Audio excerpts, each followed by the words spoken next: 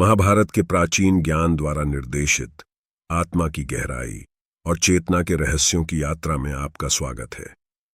आज हम 5 छिपे हुए पाठों, आध्यात्मिक रत्नों का पता लगाएंगे, जो हजारों साल पुराने होने के बावजूद अभी भी हमारे जीवन को बदलने की क्षमता रखते हैं। युधिष्ठिर की कहानी बताएं, जो सबसे कठिन समय में भी अपने शांत और धैर्य के लिए जाने जाते थे।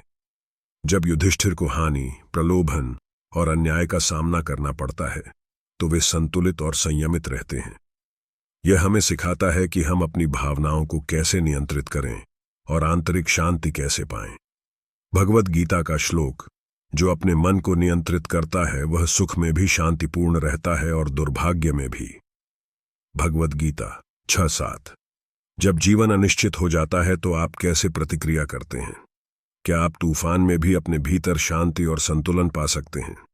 महाभारत के केंद्र में जैसे जैसे कुरुक्षेत्र का युद्ध निकट आता है, इतिहास के सबसे बहादुर योद्धाओं में से एक अर्जुन पर गहरे संदेह का क्षण आ जाता है।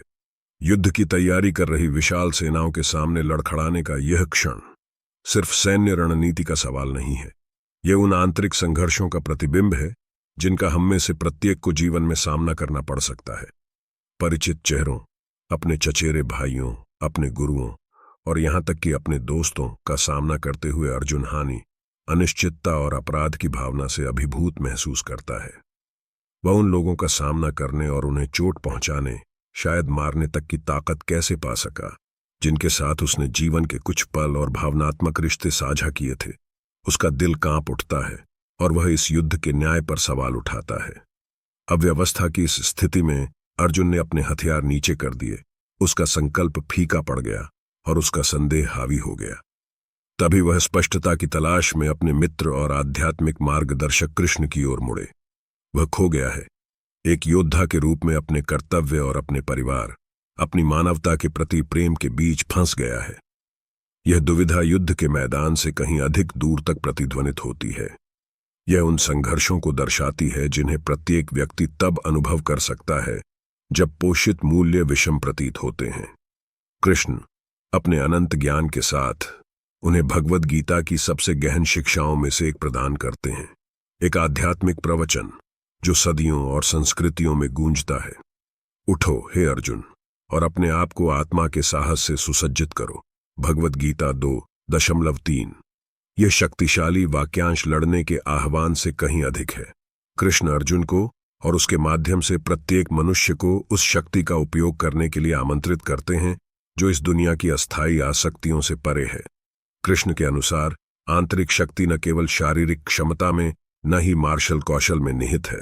ये मन की स्पष्टता और आध्यात्मिक पथ पर चलने के दृढ़ विश्वास में निहित है, एक ऐसा मार्ग जो जीत या हार की सरल धारणा से परे जा सकता है। कृष्ण आगे बताते हैं कि अस्तित्व की सच्चाई क्षणभंगुर भावनाओं या बाहरी विचारों में निहित नहीं है। यह सिखाता है कि सच्चा साहस ब्रह्मांड में अपनी भूमिका को समझने से आता है। वह अर्जुन को व्यक्तिगत संबंधों और युद्ध के भौतिक परिणामों के प्रति अपने लगाव से परे जाकर अपने धर्म, अपने कर्तव्य पर ध्यान केंद्रित करने के लिए आमंत्रित करते हैं। हिंदू धर्म के अनुसार धर्म केवल एक दायित्व नहीं है, बल्कि एक प्राकृतिक मार्ग है, आत्मा की अभिव्यक्ति है जो हमें आध्यात्मिक पूर्ति की ओर मार्गदर्शन करती है। तब अर्जुन को पता चलता है कि आंतरिक स्वतंत्रता के मार्ग में अहंकार या असफलता के डर से फंसे बिना अपनी जिम्मेदारियों को पूरा करना शामिल है। कृष्ण ने उन्हें बताया कि सच्ची मुक्ति वैराग्य से, परिणाम से प्रभावित हुए बिना, कार्य करने की क्षमता से और बिना किसी हिचकिचाहट के अपने कर्तव्य को अपनाने से मिलती है। इस क्षण में अर्जुन कृष्ण के ज्ञान से बदल जाता है और यह परिवर्तन हम में से प्रत्येक को खुद से पूछने के लिए आमंत्रित करता है। जब आप चुनौतियों का सामना करते हैं तो आप अपनी ताकत कहां से लाते हैं? क्या यह बाहरी अपेक्षाओं पर आधारित है या आपके आंतरिक दृढ़ विश्वास पर? आधुनिक समाज में हम अक्सर अपनी दृश्य सफलताओं और लोकप्रियता के आधार पर अपने आत्मविश्वास को पोषित करने के लिए दूसरों की राय में मान्यता प्राप्त करने के लिए प्रेरित होते हैं। फिर भी यह बाहरी खोज जल्दी ही एक जाल बन सकती है जिससे हम थके हुए और असंतुष्ट हो जाते हैं। कृष्ण हमें यहां सिखाते हैं कि सच्ची ताकत आंतरिक शांति में निहित है, एक दृढ़ विश्वास, जो हमें अपनी चेतना की खोज से मिलता है। जब हम कठिन परिस्थितियों का सामना करते हैं, चाहे वह हमारे व्यक्तिगत या व्यावसायिक जीवन में हो, हम आत्मज्ञान में साहस का सबसे बड़ा स्रोत पा सकते हैं। पीछे हटकर और अपने सार को याद करके हम दूसरों के फैसले या विफलता के डर से बोझिल हुए बिना कार्य कर सकते हैं। कृष्ण का पाठ एक शक्तिशाली अनुस्मारक है कि हम अपने भीतर शक्ति और शांति का एक अनंत स्रोत रखते हैं, जो किसी भी समय पहुंच योग्य है, अगर हम इसे विकसित करना चुनते हैं। ये डर या संदेह जैसी मानवीय भावनाओं को नकारने के बारे में नहीं है, बल्कि दूरी और करुणा के साथ उनका पालन करना सीखने के बारे में है। अर्जुन का उद्देश्य संवेदनहीन या उदासीन बनना नहीं है। उसे इन भावनाओं से परे जाने, उनसे परे देखने और यह महसूस करने के लिए आमंत्रित किया जाता है कि उसकी आत्मा, उसकी गहरी चेतना, उसकी अस्थायी हिचकिचाहट से बड़ी है। यह स्क्रिप्ट के लिए विकसित किया गया दूसरा खंड है, जिसमें एक विशिष्ट दृष्टिकोण है जो भगवद गीता में कृष्ण द्वारा सिखाई गई वैराग्य की अवधारणा को गहराई से उजागर करता है। साथ ही हमारी पसंद के नतीजों पर आत्मनिरीक्षण प्रश्न और प्रतिबिंब भी शामिल करता है। कृष्ण अपने अनंत ज्ञान में अर्जुन को मानव पीड़ा की प्रकृति के बारे में एक गहरा सत्य बताते हैं। ये न केवल बाहरी परिस्थितियों से आता है, बल्कि हमारे आंतरिक जुड़ाव से भी आता है। ये जुड़ाव चाहे भौतिक हों, भावनात्मक हों या हमारी अपेक्षाओं पर आधारित हों, एक सूक्ष्म बंधन बनाते हैं जो अक्सर हमें सत्यापन और संतुष्टि की कभी न खत्म होने वाली खोज में रखता है। कृष्ण सिखाते हैं कि वैराग्य विकसित करके हम खुद को इस अदृश्य श्रृंखला से मुक्त कर सकते हैं और सच्ची शांति पा सकते हैं। आसक्ति मात्र एक इच्छा नहीं है, यह हमारे मन पर पकड़ है, परिणामों, वस्तुओं या रिश्तों पर निर्भरता है, जो अंततः हमें हमारी आंतरिक स्वतंत्रता से वंचित कर देती है। कृष्ण हमें यहाँ याद दिलाते हैं कि शांति की तलाश संपत्ति के संचय या बाहरी सफलता में नहीं है, बल्कि हर पल को अपने ऊपर हावी हुए बिना उसका स्वागत करने की क्षमता में है। परिणामों के प्रति अपने लगाव को त्याग कर हम आत्मा की स्वतंत्रता पर आधारित स्थायी शांति से जुड़ते हैं। अपने कर्मों के फल के प्रति आसक्ति छोड़ दो और सभी भ्रमों से मुक्त हो जाओ। भगवद गीता 247। यह श्लोक हम में से प्रत्येक को अपने जीवन में इच्छाओं की भूमिका का निरीक्षण करने के लिए आमंत्रित करता है। क्या हम यह स्वीकार करते हुए अपने लक्ष्यों का पीछा करने में सक्षम हैं कि परिणाम हमारी कल्पना से भिन्न हो सकते हैं? यह अनासक्ति उदासीनता या निष्क्रियता का निमंत्रण नहीं है, बल्कि परिणामों का ध्यान रखने के लिए शुद्ध इरादे और सार्वभौमिक ज्ञान में विश्वास के साथ कार्य करने का आह्वान है। कृष्ण सिखाते हैं कि बिना किसी अपेक्षा के प्रत्येक क्षण का आनंद लेना सीखकर हम अपने आप को उस भ्रम और पीड़ा से मुक्त कर सकते हैं जो हमारी आसक्ति पैदा करती है। इस संदर्भ में वैराग्य दुनिया या रिश्तों का त्याग नहीं है, बल्कि एक आंतरिक संरेखण है जहां हम अपने भीतर पूर्णता महसूस करते हैं।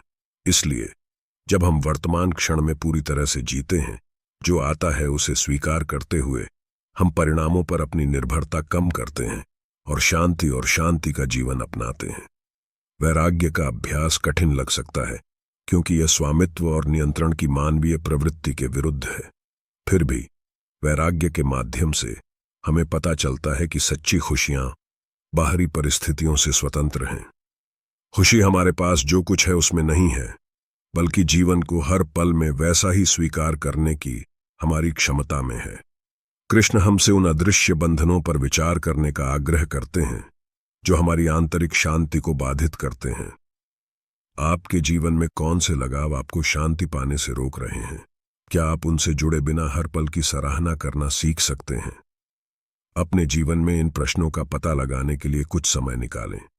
यह संभव है कि कुछ अनुलग्नक आपकी स्वयं या दूसरों से की गई अपेक्षाओं, उन परिणामों से जुड़े हों जिन्हें आप प्राप्त करने की आशा रखते हैं, या यहां तक कि आपकी सफलता के विचार से भी जुड़े हुए हैं। कल्पना करें कि आप इन आसक्तियों से मुक्त हैं, प्रत्येक स्थिति को एक सीखने के अनुभव के रूप में स्वीकार करते हुए खुशी और शांति के साथ अपना रास्ता जारी रखने में सक्षम हैं। कर्म की धारणा, जो हिंदू धर्म में गहराई से निहित है, हमें याद दिलाती है कि प्रत्येक कार्य, चाहे कितना भी छोटा क्यों न हो, हमारे जीवन पर एक छाप छोड़ता है। यह छाप हमारे वर्तमान और भविष्य को प्रभावित कर सकती है। हालांकि कृष्ण हमें सिखाते हैं कि कर्म का मतलब यह नहीं है कि हमें अपने कार्यों के परिणामों पर ध्यान देना चाहिए। वैराग्य विकसित करके हम जिम्मेदारी के साथ कार्य कर सकते हैं, जबकि यह स्वीकार करते हुए कि हमारे प्रयासों के फल हमेशा अनुमानित या तत्काल नहीं होते हैं। वास्तव में हर कोई अपने कर्मों से बंधा हुआ है, सिवाय उसके जिसने खुद को इच्छाओं से मुक्त कर लिया है। भगवद गीता 3.9। यह श्लोक बताता है कि हमारे कार्य हमारे अस्तित्व के बगीचे में बोए गए बीजों की तरह हैं, और उनकी फसल, सकारात्मक या नकारात्मक, हमारे इरादों की गुणवत्ता और बिना लगाव के कार्य करने की हमारी क्षमता पर निर्भर करती है। इसका मतलब यह है कि यद्यपि हम अपनी पसंद के लिए जिम्मेदार हैं, लेकिन हमें उनके परिणामों के कैदी नहीं बनना चाहिए। यह मुक्तिदायक परिप्रेक्ष्य हमें जुनून के साथ काम करने के लिए प्रोत्साहित करता है, लेकिन ब्रह्मांडीय ज्ञान को स्वीकार करके अपने दिमाग को परिणामों की चिंता से मुक्त करता है। यह गहन खंड इस बात पर प्रकाश डाल सकता है कि महाभारत में सिखाई गई वैराग्य समकालीन वास्तविकताओं पर कैसे लागू होती है। हम वैराग्य की धारणा को अपने लक्ष्यों के परित्याग के रूप में नहीं, बल्कि अपेक्षाओं से मुक्ति के रूप में देख सकते हैं, जिससे स्थिर और स्थायी आंतरिक शांति की अनुमति मिलती है। इस क्षण में अर्जुन कृष्ण के ज्ञान से बदल जाता है, और यह परिवर्तन हम में से प्रत्येक को खुद से पूछने के लिए आमंत्रित करता है। जब आप चुनौतियों का सामना करते हैं तो आप अपनी ताकत कहां से लाते हैं? क्या यह बाहरी अपेक्षाओं पर आधारित है या आपके आंतरिक दृढ़ विश्वास पर?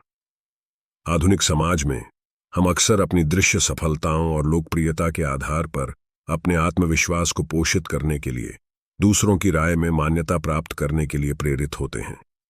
फिर भी यह बाहरी खोज जल्दी ही एक जाल बन सकती है, जिससे हम थके हुए और असंतुष्ट हो जाते हैं। कृष्ण हमें यहां सिखाते हैं कि सच्ची ताकत आंतरिक शांति में निहित है, एक दृढ़ विश्वास जो हमें अपनी चेतना की खोज से मिलता है। जब हम कठिन परिस्थितियों का सामना करते हैं, चाहे वह हमारे व्यक्तिगत या व्यावसायिक जीवन में हो, हम आत्मज्ञान में साहस का सबसे बड़ा स्रोत पा सकते हैं। पीछे हटकर और अपने सार को याद करके हम दूसरों के फैसले या विफलता के डर से बोझिल हुए बिना कार्य कर सकते हैं। कृष्ण का पाठ एक शक्तिशाली अनुस्मारक है कि हम अपने भीतर शक्ति और शांति का एक अनंत स्रोत रखते हैं, जो किसी भी समय पहुंच योग्य है अगर हम इसे विकसित करना चुनते हैं। यह डर या संदेह जैसी मानवीय भावनाओं को नकारने के बारे में नहीं है, बल्कि दूरी और करुणा के साथ उनका पालन करना सीखने के बारे में है। अर्जुन का उद्देश्य संवेदनहीन या उदासीन बनना नहीं है। उसे इन भावनाओं से परे जाने, उनसे परे देखने और यह महसूस करने के लिए आमंत्रित किया जाता है कि उसकी आत्मा, उसकी गहरी चेतना, उसकी अस्थायी हिचकिचाहट से बड़ी है। यह स्क्रिप्ट के लिए विकसित किया गया दूसरा खंड है, जिसमें एक विशिष्ट दृष्टिकोण है जो भगवद गीता में कृष्ण द्वारा सिखाई गई वैराग्य की अवधारणा को गहराई से उजागर करता है। साथ ही हमारी पसंद के नतीजों पर आत्मनिरीक्षण, प्रश्न और प्रतिबिंब भी शामिल करता है। कृष्ण अपने अनंत ज्ञान में अर्जुन को मानव पीड़ा की प्रकृति के बारे में एक गहरा सत्य बताते हैं। यह न केवल बाहरी परिस्थितियों से आता है, बल्कि हमारे आंतरिक जुड़ाव से भी आता है। यह जुड़ाव चाहे भौतिक हो, भावनात्मक हो या हमारी अपेक्षाओं पर आधारित हो, एक सूक्ष्म बंधन बनाते हैं जो अक्सर हमें सत्यापन और संतुष्टि की कभी न खत्म होने वाली खोज में रखता है। कृष्ण सिखाते हैं कि वैराग्य विकसित करके हम खुद को इस अदृश्य श्रृंखला से मुक्त कर सकते हैं और सच्ची शांति पा सकते हैं। आसक्ति मात्र एक इच्छा नहीं है, यह हमारे मन पर पकड़ है, परिणामों, वस्तुओं या रिश्तों पर निर्भरता है, जो अंततः हमें हमारी आंतरिक स्वतंत्रता से वंचित कर देती है। कृष्ण हमें यहाँ याद दिलाते हैं कि शांति की तलाश संपत्ति के संचय या बाहरी सफलता में नहीं है, बल्कि हर पल को अपने ऊपर हावी हुए बिना उसका स्वागत करने की क्षमता में है। परिणामों के प्रति अपने लगाव को त्याग कर हम आत्मा की स्वतंत्रता पर आधारित स्थायी शांति से जुड़ते हैं। अपने कर्मों के फल के प्रति आसक्ति छोड़ दो और सभी भ्रमों से मुक्त हो जाओ। भगवद गीता 247। यह श्लोक हम में से प्रत्येक को अपने जीवन में इच्छाओं की भूमिका का निरीक्षण करने के लिए आमंत्रित करता है। क्या हम यह स्वीकार करते हुए अपने लक्ष्यों का पीछा करने में सक्षम हैं कि परिणाम हमारी कल्पना से भिन्न हो सकते हैं? यह अनासक्ति उदासीनता या निष्क्रियता का निमंत्रण नहीं है, बल्कि परिणामों का ध्यान रखने के लिए शुद्ध इरादे और सार्वभौमिक ज्ञान में विश्वास के साथ कार्य करने का आह्वान है। कृष्ण सिखाते हैं कि बिना किसी अपेक्षा के प्रत्येक क्षण का आनंद लेना सीखकर हम अपने आप को उस भ्रम और पीड़ा से मुक्त कर सकते हैं जो हमारी आसक्ति पैदा करती है। इस संदर्भ में वैराग्य दुनिया या रिश्तों का त्याग नहीं है, बल्कि एक आंतरिक संरेखण है जहां हम अपने भीतर पूर्णता महसूस करते हैं। इसलिए जब हम वर्तमान क्षण में पूरी तरह से जीते हैं, जो आता है उसे स्वीकार करते हुए हम परिणामों पर अपनी निर्भरता कम करते हैं और शांति का जीवन अपनाते हैं। वैराग्य का अभ्यास कठिन लग सकता है क्योंकि यह स्वामित्व और नियंत्रण की मानवीय प्रवृत्ति के विरुद्ध है। फिर भी वैराग्य के माध्यम से हमें पता चलता है कि सच्ची खुशियां बाहरी परिस्थितियों से स्वतंत्र हैं। खुशी हमारे पास जो कुछ है उसमें नहीं है, बल्कि जीवन को हर पल में वैसा ही स्वीकार करने की हमारी क्षमता में है। कृष्ण हमसे उन अदृश्य बंधनों पर विचार करने का आग्रह करते हैं जो हमारी आंतरिक शांति को बाधित करते हैं। आपके जीवन में कौन से लगाव आपको शांति पाने से रोक रहे हैं? क्या आप उनसे जुड़े बिना हर पल की सराहना करना सीख सकते हैं? अपने जीवन में इन प्रश्नों का पता लगाने के लिए कुछ समय निकालें। यह संभव है कि कुछ अनुलग्नक आपकी स्वयं या दूसरों से की गई अपेक्षाओं, उन परिणामों से जुड़े हों जिन्हें आप प्राप्त करने की आशा रखते हैं, या यहां तक कि आपकी सफलता के विचार से भी जुड़े हुए हैं। कल्पना करें कि आप इन आसक्तियों से मुक्त हैं, प्रत्येक स्थिति को एक सीखने के अनुभव के रूप में स्वीकार करते हुए खुशी और शांति के साथ अपना रास्ता जारी रखने में सक्षम हैं। कर्म की धारणा, जो हिंदू धर्म में गहराई से निहित है, हमें याद दिलाती है कि प्रत्येक कार्य, चाहे कितना भी छोटा क्यों न हो, हमारे जीवन पर एक छाप छोड़ता है। यह छाप हमारे वर्तमान और भविष्य को प्रभावित कर सकती है। हालांकि कृष्ण हमें सिखाते हैं कि कर्म का मतलब यह नहीं है कि हमें अपने कार्यों के परिणामों पर ध्यान देना चाहिए। वैराग्य विकसित करके हम जिम्मेदारी के साथ कार्य कर सकते हैं, जबकि यह स्वीकार करते हुए कि हमारे प्रयासों के फल हमेशा अनुमानित या तत्काल नहीं होते हैं। वास्तव में हर कोई अपने कर्मों से बंधा हुआ है, सिवाय उसके जिसने खुद को इच्छाओं से मुक्त कर लिया है। भगवद गीता 3:9। यह श्लोक बताता है कि हमारे कार्य हमारे अस्तित्व के बगीचे में बोए गए बीजों की तरह हैं, और उनकी फसल सकारात्मक या नकारात्मक हमारे इरादों की गुणवत्ता और बिना लगाव के कार्य करने की हमारी क्षमता पर निर्भर करती है। इसका मतलब यह है कि यद्यपि हम अपनी पसंद के लिए जिम्मेदार हैं, लेकिन हमें उनके परिणामों के कैदी नहीं बनना चाहिए। यह मुक्तिदायक परिप्रेक्ष्य हमें जुनून के साथ काम करने के लिए प्रोत्साहित करता है, लेकिन ब्रह्मांडीय ज्ञान को स्वीकार करके अपने दिमाग को परिणामों की चिंता से मुक्त करता है। यह गहन खंड इस बात पर प्रकाश डाल सकता है कि महाभारत में सिखाई गई वैराग्य समकालीन वास्तविकताओं पर कैसे लागू होती है। हम वैराग्य की धारणा को अपने लक्ष्यों के परित्याग के रूप में नहीं, बल्कि अपेक्षाओं से मुक्ति के रूप में देख सकते हैं, जिससे स्थिर और स्थायी आंतरिक शांति की अनुमति मिलती है। हमारे समकालीन समाज में प्रदर्शन अक्सर निर्णय का अंतिम मानदंड होता है, चाहे काम पर, रिश्तों में, या यहां तक कि आत्मधारणा में। ठोस और दृश्यमान सफलता की उम्मीदों से बचना लगभग असंभव है। हालांकि कृष्ण अर्जुन को अपनी शिक्षा के माध्यम से शांति और खुशी का एक बिल्कुल अलग दृष्टिकोण प्रदान करते हैं। यह हमें एक ऐसे जीवन की ओर विकसित होने के लिए अपने कार्यों के फल से खुद को अलग करने के लिए आमंत्रित करता है, जहां सफलता की तलाश में अनुभव का मूल्य प्राथमिकता लेता है। अलगाव का यह विचार हमें जड़ता के लिए प्रोत्साहित करने से दूर, हमें स्पष्टता और दृढ़ विश्वास के आधार पर एक गहरी आंतरिक प्रतिबद्धता विकसित करने के लिए आमंत्रित करता है। यह स्वयं कार्रवाई नहीं है जो चिंता का स्रोत बन जाती है, बल्कि इसके परिणाम पर हमारी निर्भरता हमें प्रदान कर सकती है। हम अपनी परियोजनाओं में विशिष्ट परिणाम चाहते हैं, मात्रात्मक सफलताएं जो हमें दूसरों और स्वयं के निर्णय के सामने आश्वस्त करती हैं। उपलब्धि की यह आवश्यकता निर्भरता का एक निरंतर चक्र बनाती है, जहां प्रत्येक सफलता अगली को जन्म देती है और प्रत्येक विफलता हमें चुनौती देती प्रतीत होती है। इस संदर्भ में इस चक्र को तोड़ने के लिए वैराग्य एक आवश्यक अभ्यास बन जाता है। महाभारत न केवल एक प्राचीन महाकाव्य है, यह आधुनिक जीवन के लिए एक मार्गदर्शक है। धैर्य, आंतरिक शक्ति, आत्मज्ञान, कर्म को समझना और वैराग्य का अभ्यास करना सीखकर हम अपने जीवन को बदल सकते हैं और आंतरिक शांति पा सकते हैं। यह श्लोक हमें याद दिलाता है कि कृष्ण की शिक्षा अत्यंत प्रासंगिक है। वैराग्य का अभ्यास करके हम एक भावनात्मक और मानसिक स्वतंत्रता विकसित करते हैं जो सफलता और विफलता के उतार चढ़ाव से परे होती है। हम अधिक जमीनी, बाहरी कारकों से कम प्रभावित और अपने वास्तविक सार से अधिक जुड़ा हुआ महसूस करते हैं। जब कृष्ण हमें परिणाम से खुद को अलग करने के लिए प्रोत्साहित करते हैं, तो वे हमें विश्वास और प्रामाणिकता की स्थिति विकसित करने के लिए भी प्रोत्साहित करते हैं। डिटैचमेंट आपको सामाजिक बाधाओं और प्रदर्शन अपेक्षाओं से मुक्त होकर स्वयं का एक सच्चा संस्करण खोजने की अनुमति देता है। यह हमें अपने डर और इच्छाओं के कारण होने वाली विकृतियों के बिना दुनिया और हमारे अनुभवों को देखने में मदद करता है।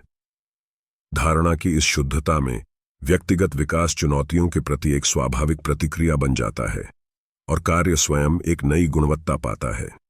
ईमानदार इरादे की एक आधुनिक संगीतकार, लेखक या उद्यमी की कल्पना करें। मान्यता के लिए सृजन करने के बजाय हर कोई वैराग्य से प्रेरित दृष्टिकोण का पता लगा सकता है, जहां सच्ची पूर्ति परिणामों से जुड़े बिना सृजन के कार्य से ही आती है। रचनात्मकता और उत्पादकता में गहराई से बदलाव आएगा। वे अपेक्षाओं से मुक्त होकर अभिव्यक्ति के शुद्ध आनंद में खुद को स्थापित करेंगे। कृष्ण का सुझाव है कि हम प्रत्येक अनुभव को बिना किसी आलोचना या उससे जुड़े हुए स्वीकार करना सीखकर एक अटूट आंतरिक शांति विकसित करें। यह अभ्यास मन के लिए प्रशिक्षण है, जो तब अप्रत्याशित का स्वागत करना और प्रत्येक स्थिति को विकास के अवसर के रूप में देखना सीखता है। ऐसी दुनिया में जहां चुनौतियां निरंतर हैं, यह शांति एक आश्रय बन जाती है, एक ऐसा स्थान जहां हम बाहरी परिस्थितियों की परवाह किए बिना अपनी बैटरी को रिचार्ज कर सकते हैं। वास्तव में वैराग्य जो आंतरिक शांति प्रदान करता है, वह सफलता या विफलता पर निर्भर नहीं करता है। वह एक शांत और आश्वस्त करने वाली उपस्थिति है, एक आंतरिक दिशा सूचक यंत्र है जो हमें शांतिपूर्ण हृदय और स्पष्ट दिमाग के साथ जीवन की परीक्षाओं में आगे बढ़ने की अनुमति देता है। आपके जीवन में कौन से लगाव आपको शांति पाने से रोक रहे हैं? क्या आप उनसे जुड़े बिना हर पल की सराहना करना सीख सकते हैं? इस प्रश्न का उत्तर देने के लिए ईमानदारी से आत्मनिरीक्षण की आवश्यकता है। हम में से कई लोग दूसरों की नजरों में मान्यता चाहते हैं या बाहरी उपलब्धियों के जरिए अपनी खुद की कीमत का मूल्यांकन करते हैं। फिर भी अपने जुड़ाव के प्रति जागरूक होकर हम अधिक प्रामाणिक और कम तनाव भरे जीवन का मार्ग खोजते हैं। महाभारत एक महाकाव्य के रूप में अपने भीतर एक कालातीत गहराई, मानव आत्मा की शुद्धतम आकांक्षाओं और उसके सबसे अंतरंग संघर्षों का दर्पण रखता है। यह कार्य आधुनिक दुनिया के लिए एक आध्यात्मिक मार्गदर्शक है, क्योंकि यह उन सार्वभौमिक विषयों को संबोधित करता है जो आज भी गूंजते हैं। अर्जुन की नैतिक दुविधाएं, कृष्ण की बुद्धि और प्रत्येक चरित्र का मार्गदर्शन करने वाला कर्म, मानव अस्तित्व, उसकी चुनौतियों और उसके रहस्यों के बारे में सबक हैं। कृष्ण हमें याद दिलाते हैं कि युद्ध के बीच भी आंतरिक शांति संभव है, क्योंकि यह ब्रह्मांड में हमारी भूमिका की गहन समझ से उत्पन्न होती है। जब हम अपने कर्तव्य, अपने धर्म को स्वीकार करते हैं और अपनी अपेक्षाओं से खुद को अलग कर लेते हैं, तो हम एक ऐसी स्थिति में प्रवेश करते हैं जहां जीत और हार अपना महत्व खो देते हैं। महाभारत द्वारा प्रस्तावित आध्यात्मिक मार्ग न केवल लक्ष्यों को प्राप्त करने के बारे में है, बल्कि जीवन को एक पवित्र यात्रा के रूप में देखने के बारे में है, जहां प्रत्येक कदम, प्रत्येक मुठभेड़ और प्रत्येक परीक्षण बढ़ने और सीखने के अवसर हैं। यह आंतरिक यात्रा, जिसमें वैराग्य एक मार्गदर्शक है, हमें यह एहसास कराती है कि जीवन का सार अनुभव में ही है, न कि उसकी अंतिमता में। वैराग्य हमें सफलता और विफलता, अच्छे और बुरे के द्वंद्वों से परे देखने, जीवन को समग्र रूप से उसकी सराहना करने में मदद करता है। यह समझ जागृति के एक रूप की ओर ले जाती है, जहां प्रत्येक क्षण को उसके आंतरिक मूल्य के लिए सराहा जाता है। इस प्रकार महाभारत एक जीवंत शिक्षा बन जाता है, बिना किसी डर या अत्यधिक इच्छा के खुले दिल से जीवन जीने का निमंत्रण। महाभारत के ज्ञान को अपने दैनिक जीवन में शामिल करके हम न केवल अधिक शांति के साथ रहना सीखते हैं, बल्कि अपने वास्तविक सार को बेहतर ढंग से समझते हैं। इस प्रकार वैराग्य स्वयं को अहंकार की जंजीरों से मुक्त करने और वर्तमान क्षण की सादगी में खुशी की खोज करने की कुंजी है।